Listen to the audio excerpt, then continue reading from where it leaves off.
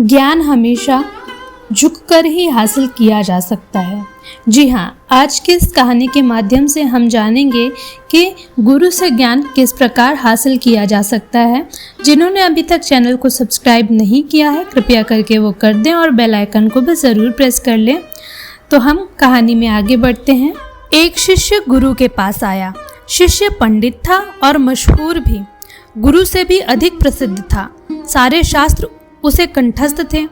समस्या यह थी कि सभी शास्त्र याद होने के बाद भी वह सत्य की खोज नहीं कर सका था। ऐसे में जीवन के अंतिम क्षणों में उसने गुरु की तलाश शुरू की। संयोग से गुरु मिल गए। वह उनकी शरण में पहुंचा। गुरु ने पंडित की तरफ देखा और कहा, तुम लिख लाओ कि तुम क्या जानना चाहते हो। तुम जो जानते हो उसकी फिर मैं बात ही क्या करूं। तुम जो नहीं जानते हो वह मैं तुम्हें बता दूंगा। शिष्य को वापस आने में साल भर लग गया, क्योंकि उसे तो बहुत शास्त्र याद थे। वह सब लिखता ही रहा। कई हजार पृष्ठ भर गए। पोथी लेकर आया। गुरु ने कहा, यह बहुत ज़्यादा है। मैं बूढ़ा हो गया हूँ, मेरी मृत्यु करीब है, इतना नहीं पढ़ सकूँगा। तुम इसे संक्षिप्त कर लाओ, सार लिख लाओ। पंडित फिर चला गया। 3 महीने लग गए। अब केवल 100 पृष्ठ थे। गुरु ने कहा, यह भी ज़्यादा है, इसे और संक्षिप्त कर लाओ। कुछ समय बाद शिष्य लौटा।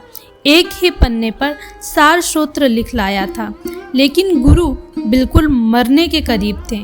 उन्होंने कहा, तुम्हारे लिए ही रुका हूँ, तुम्हें समझ कब आएगी, और संक्षिप्त कर लाओ। शिष्य को होश आया। वह भागा, दूसरे कमरे से एक खाली कागज लेकर आया। गुरु के हाथ में खाली कागज दिया। गुरु ने कहा, अब तुम शिष्य हुए, मुझसे तुम्हारा संबंध बना रहेगा। यहाँ पर शिष्य के कोरा कागज लाने का अर्थ हुआ, मुझे कुछ भी पता नहीं, मैं अज्ञानी हूँ। जो ऐसे भाव रख सके गुरु के पास, वही शिष्य है। इस कहानी का निष्कर्ष यही है, गुरु तो ज्ञान प्राप्ति का प्रमुख स्रोत है। उसे अज्ञानी बनकर ही हासिल किया जा सकता है, ज्ञानी बनकर नहीं। आशा करती हूँ कि आपको कहानी समझ में आएगी और पसंद आएगी।